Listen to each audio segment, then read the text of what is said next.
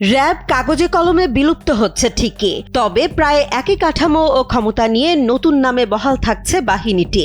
নতুন এই ইউনিটের নাম দেয়া হয়েছে স্পেশাল রেসপন্স ব্যাটালিয়ন বা এসআরবি। মন্ত্রিসভায় অনুমোদিত খসড়া অনুযায়ী র্যাবের জনবল, সম্পদ, তহবিল, নথি, চলমান মামলা ও দায় দায়িত্ব সবই এসআরবিতে স্থানান্তর করা হবে।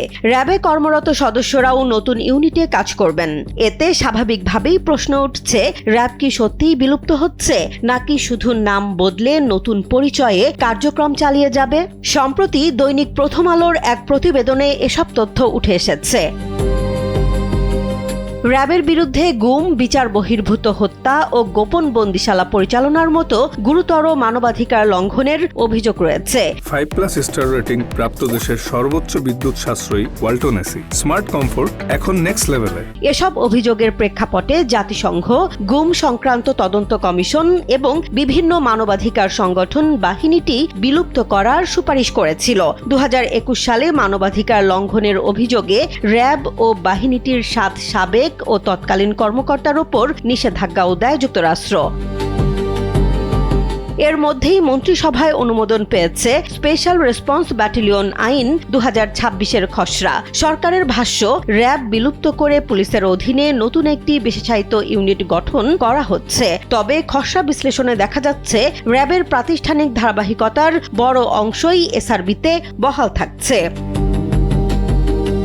নতুন ইউনিটে থাকছে ফৌজদারি অপরাধ তদন্ত, তল্লাশি, জব্দ ও গ্রেফতারের ক্ষমতা। নির্দিষ্ট পরিস্থিতিতে পরোয়ানা ছাড়াই কোনো স্থানে প্রবেশ ও তল্লাশি চালাতে পারবে এসআরবি।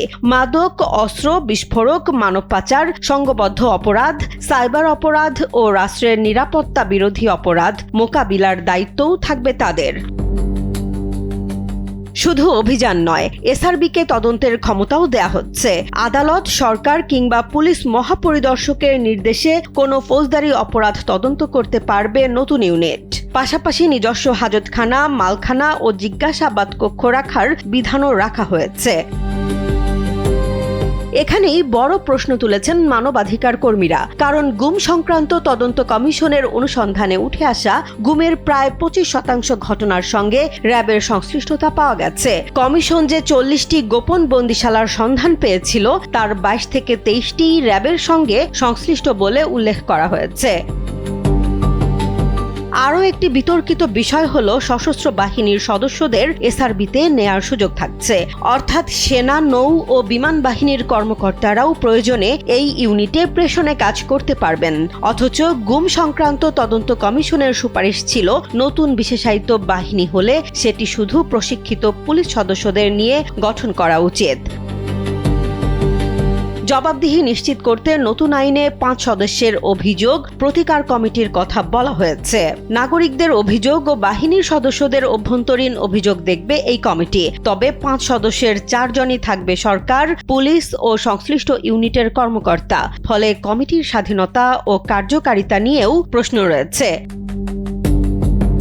স্বরাষ্ট্রমন্ত্রী সালাউদ্দিন আহমদের দাবি, শুধু নাম পরিবর্তন নয়, নতুন আইনে জবাবদিহি ও স্বচ্ছতার ঘাটতি দূর করার ব্যবস্থা রাখা হয়েছে। রাষ্ট্রের প্রয়োজনে সাইবার অপরাধ, মাদক ও সংঘবদ্ধ অপরাধ মোকাবিলায় বিশেষায়িত বাহিনী প্রয়োজন বলে মত তার। তবে মানবাধিকার কর্মী নূর খানের মতে, পুরনো কাঠামো, জনবল ও ক্ষমতা বহাল রেখে শুধু নাম পরিবর্তন করলে মৌলিক পরিবর্তন হবে না। বিশেষ করে নিজস্ব হাজতখানা ও জিজ্ঞাসাবাদ কক্ষ এবং সশস্ত্র বাহিনীর সদস্যদের যুক্ত করার সুযোগ থাকায় নতুন ইউনিট নিয়েও উদ্বেগ থেকেই যাচ্ছে। আর রাজনৈতিকভাবে বিষয়টি আরও তাৎপর্যপূর্ণ, কারণ 2024 সালে বিএনপিও র্যাব বিলুপ্তির দাবি জানিয়েছিল। এখন সেই দলটির সরকারের আমলেই র্যাবের সম্পদ, জনবল ও ক্ষমতার ধারাবাহিকতায় এসআরবি গঠনের উদ্যোগ নেওয়া হয়েছে।